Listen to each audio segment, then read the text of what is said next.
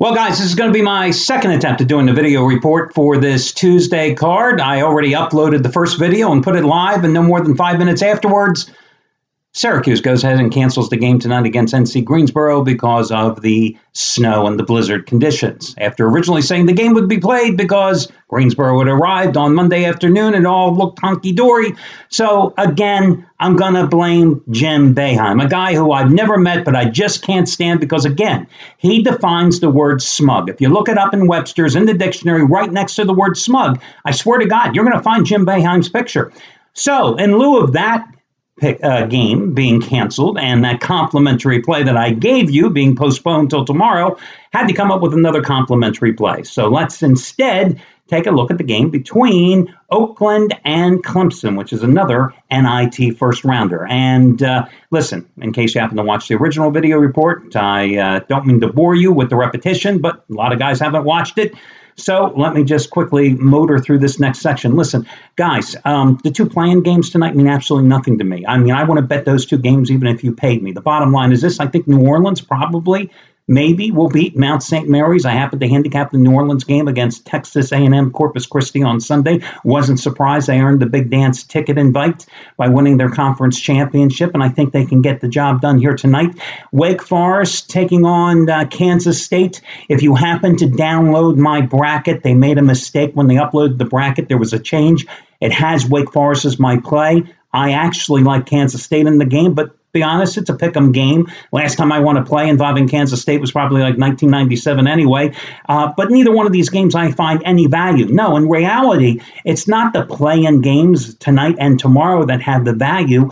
It's the minor league tournament games, the NIT, the College Insider, the CBI. That's where you make your money tonight and tomorrow, next Monday, Tuesday, and Wednesday, because the odds makers are all focused on the big dance, and understandably so. But as I always like to say, you concentrate the most where the odds makers concentrate the least. And that's where you find your value, the soft numbers, the bad numbers, the lines where you can capitalize on. And that's where you build your bankroll tonight, tomorrow, next week, in between the big dance, big games. And that's what I plan on doing tonight with another top-rated 15-dime best bet winner myself. And that's why the complimentary play is coming from the NIT. But let's face it, guys, these are the tournaments for the runner-ups. You have to question the motivation for these teams. Do they care about the games? From the coaching staff to the fans that may or may not show up for the games to the players themselves, because they had their sights set for the past 5 months on getting to the big dance.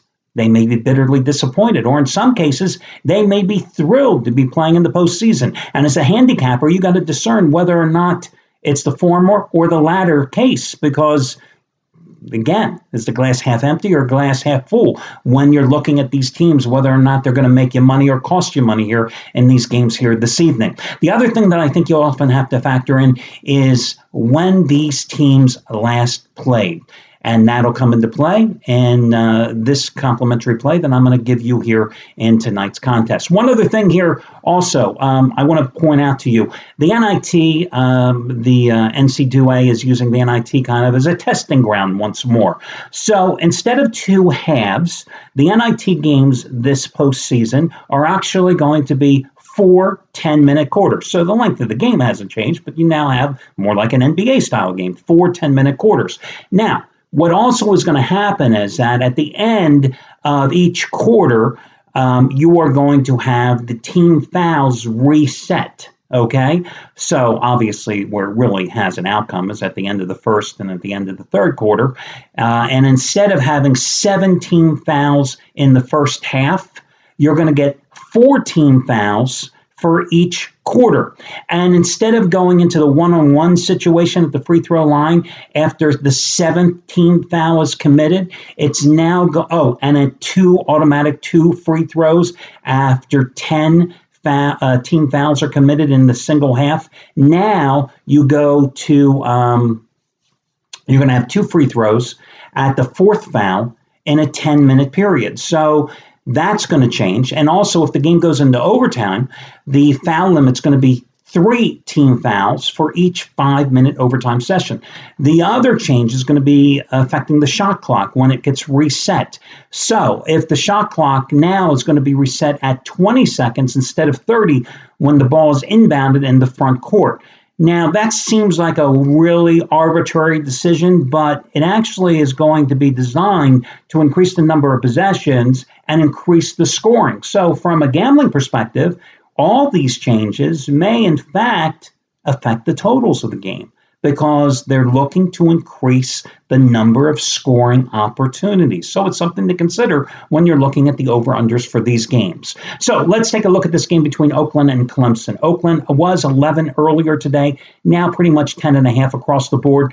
The Grizzlies, once again, failed in the postseason in the Horizon League. And they had a clear channel, easy road paved for them to get to the championship game and punch their ticket to the big dance. Because Valpo's top player, Alec Peters, was out and remains out for tonight's opening round game as well. And Grizzlies, what happened? After reeling off all those wins, 9 straight wins to close the regular season and really playing their best ball the entire year, they play Youngstown State in their first round game. Well, it was actually, they had a double bye, so they play them in the, quarterfinals or semifinals. I can't even remember at this point. It was 2 weeks ago. They're a 13.5-point favorite, and Youngstown State beats them 81-80 on a buzzer-beating shot.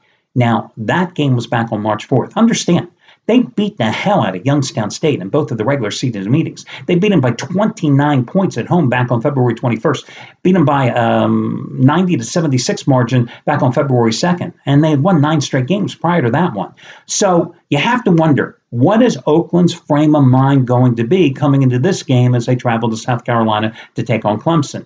Clemson, meanwhile, this was, many thought, going to be a make-or-break year for the Clemson head coach and for this program because they really thought they had a team worthy of making the big dance, and it looked like they were on their way.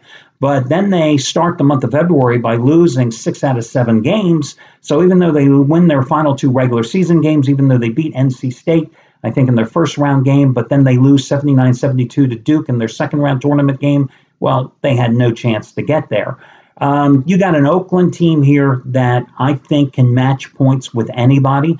An Oakland team that on the year averaged between 75 and 80 points, depending on where they played, 80 at home, 75 on the road. A good jump shooting team, a team that likes to play up tempo. I think that you have a Clemson team that's just so-so in terms of their defensive prowess. I think that you look at this number, and it's a big number. And again, if you're questioning the motivation of either teams, for Oakland, this is a second chance. And yes, horribly disappointing season coming to a close, but that was March 4th. You've had a lot of time, a lot of water passing under the proverbial bridge, and I think they will be refocused. Now, if Oakland had just been eliminated like last Thursday, I'd be a little more concerned because now, you're looking at a quick turnaround. But here, they've been waiting.